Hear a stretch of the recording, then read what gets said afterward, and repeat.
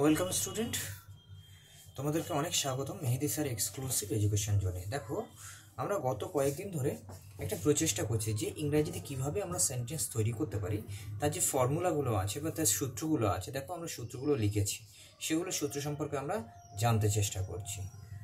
তো দেখো, আমরা প্রথম এটা করছিলাম প্রেজেন্ট কন্টিনিউয়াস টেন্স, পজিটিভ যেটা চলছে এমন সেন্টেন্স। সাবজেক্ট আছে প্রথমে, তারপর অ্যামিজার আছে, ভার্বে আইএনজি যোগ অবজেক্ট প্লাস রিমেনিং আছে।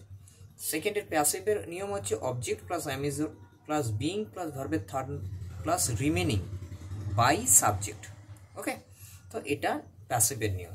দেখো, এখানে এসে নেগেটিভ সেন্টেন্সে যখন আমি আসছি তখন না বোঝাচ্ছে, এটাতে দেখো হ্যাঁ বোঝাচ্ছে। আমি ভাত খাচ্ছি, এই মুহূর্তে খাচ্ছি, আর এখানে আমি ভাত খাচ্ছি না, তাহলে নট ইউজ হচ্ছে অ্যামিজারের পরে।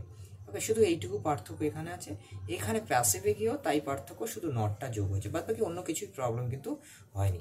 খেয়াল করে দেখো, তাহলে এটা নেগেটিভ সেন্টেন্স হলো। তারপরে আমরা পড়েছি ইন্টারোগেটিভ সেন্টেন্স, কীভাবে আমরা ইন্টারোগেটিভ সেন্টেন্স করি। অর্থাৎ দেখো, প্রশ্নবোধক, যে আমি কি ভাত খাচ্ছি না খাচ্ছি না, সেরকম একটা প্রশ্ন আমি করছি। Am I eating rice, is he eating rice, are they eating rice. এইভাবে আমরা কোয়েশ্চেনগুলো করেছি এবং তার প্যাসিভগুলো করছি। Is rice is being eaten by me, ভাত কি খাওয়া হচ্ছে আমার দ্বারা। এভাবে আমরা প্রত্যেকটা সেন্টেন্সকে কীভাবে মেকিং করতে হয় সেটা কিন্তু আমরা চেষ্টা করেছি যে কত সহজে আমরা করতে পারি। তাহলে দেখো কত সহজে আমরা সেন্টেন্স তৈরি করতে পারি। খুব সহজে কিন্তু সেন্টেন্স তৈরি করা সম্ভব। শুধু খেয়াল রাখো যে ইন্টারোগেটিভ নেগেটিভের ক্ষেত্রে, এখানে ইন্টারোগেটিভ দেখো পজিটিভের ক্ষেত্রে করেছি, ঠিক ইন্টারোগেটিভ নেগেটিভের ক্ষেত্রে এখানে যেমন অ্যামিজার, এখানে দেখো অ্যামিজার, এখানেও অ্যাম, ইজ, আর এ তিনটে আছে, প্লাস তার সঙ্গে সাবজেক্ট তো বসছে, প্লাস তারপরে নট বসবে, তারপরে ভিএর আইএনজিটা বসে যাবে, প্লাস অবজেক্ট প্লাস রিমেনিং বসে কোশ্চেন মার্কস হবে। তাহলে এইখানে দেখো, একটু খেয়াল করে দেখলে বুঝতে পারবে যে এখানে শুধু কেবলমাত্র এই নটটা ব্যবহার হচ্ছে, বাদ বাকি অন্য কিছু কিন্তু নেই, সেম ফর্মুলা। তাহলে এখানে যখন উত্তর হবে আমি কি ভাত খাচ্ছি না, এরকম প্রশ্ন হবে, তখন কি হবে? Am I not eating rice, এভাবে হয়ে যাবে। তাহলে এখানে হি হলে কি হবে? Is he not eating rice, এভাবে হবে। যদি দে হয় তাহলে আর দে নট ইটিং রাইস। তাহলে কত সহজে দেখো আমরা সেন্টেন্সগুলো তৈরি করি। অ্যাক্টিভ বলতে কি, এগুলো অ্যাক্টিভ মানে টেন্সে, অ্যাক্টিভ মানে কি টেন্সে। আর যদি আমি প্যাসিভে করি তার রুল কি হবে না, প্রথমে এখানেও এম, ইজ অথবা আর বসবে। ওকে, বসার পরে দেখো, তারপরে অবজেক্ট বসছে, তারপরে নট বসছে, তারপরে বিইং বসছে, কিন্তু বিইং এর আগে তাহলে বসছে, তারপর প্লাস ভার্বের 3 নম্বর বসে, রিমেনিং বসছে, তারপরে বাই দিয়ে আমরা সাবজেক্টকে বসিয়ে কোশ্চেন মার্কস দিচ্ছি। তাহলে এটা হচ্ছে আমাদের এখানে ফর্মুলা।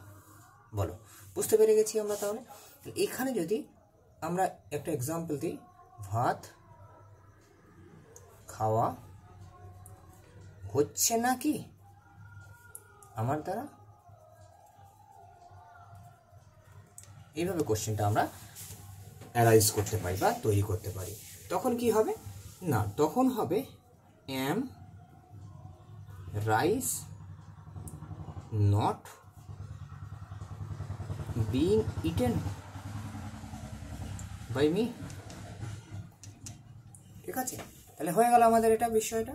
এবার যদি আমাদের এখানে বাই এর জায়গায় আমরা বলেছিলাম বাই হিম হয়ে যাবে যদি হি থাকে ওখানে, যদি দে থাকে তাহলে বাই দেম হয়ে যাবে। তাহলে আমাদের সবকটার পিছনে কিন্তু কোশ্চেন মার্ক দেওয়া হয়ে গেল। এই হয়ে গেল প্রেজেন্ট কন্টিনিউয়াস টেন্স।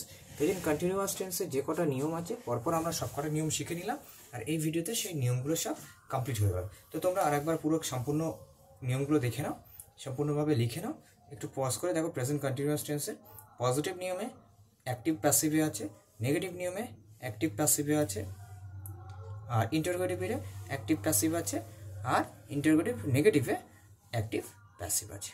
দেখো আমাদের কন্টিনিউয়াসে 8টি ফর্ম হয়, এই 8টি ফর্ম ছাড়া কিন্তু প্রেজেন্ট কন্টিনিউয়াসে আর কোনো ফর্ম হবে না। তো সুতরাং সে দেখো আমরা খুব সহজেই ইংরেজি থেকে বাংলা করা শিখে গেলাম, বা বাংলা থেকে ইংরেজি করা শিখে গেলে আমাকে কিন্তু কাঠামোটা জানতে হবে। অবশ্যই কাঠামো না জানলে তুমি কিন্তু সেন্টেন্স তৈরি করতে পারবে না। তো সুতরাং অবশ্যই করে সম্পূর্ণ ভিডিও দেখবে, তোমরা কাঠামোগুলো লিখে নেবে এবং সেগুলোকে বারবার রিভিশন করলে আস্তে আস্তে তোমাদের ইংলিশ কিন্তু ডেভেলপমেন্ট হবে। ইংলিশ ডেভেলপমেন্ট করার এটাই হচ্ছে সহজতর উপায়। তো খেয়াল করে দেখো, তাহলে আমরা এই ভিডিওটাতে আমরা প্রেজেন্ট কন্টিনিউয়াস সম্পর্কে বুঝে গেলাম। ওকে, তো দেখো ভিডিওটা যখন তোমরা দেখছো অবশ্যই করে একটা সাবস্ক্রাইব করে দিও প্লিজ। আরেকটা কথা, যে বেল আইকনটা প্রেস করে দিও, তাহলে যে পরপর ভিডিওগুলো আসে সেগুলো তোমরা পেয়ে যাবে। নোটিফিকেশানের যে এটা জায়গাটা আছে সেখানে তুমি করে দিলে। একটা কথা, শেয়ার করবে যারা জানতে চাইছে বা যে সমস্ত স্টুডেন্টরা বুঝতে পারছে না তাদের কাছে শেয়ার করে দেবে। তারা যদি বেনিফিট হয় তাহলে সেটা কিন্তু অনেকটা বেনিফিটের বিষয়, কারণ কে কোথা থেকে কীভাবে বেনিফিট হবে সেটা কিন্তু বলা মুশকিল। ধন্যবাদ তোমাদেরকে, সুস্থ থেকো, ভালো থেকো।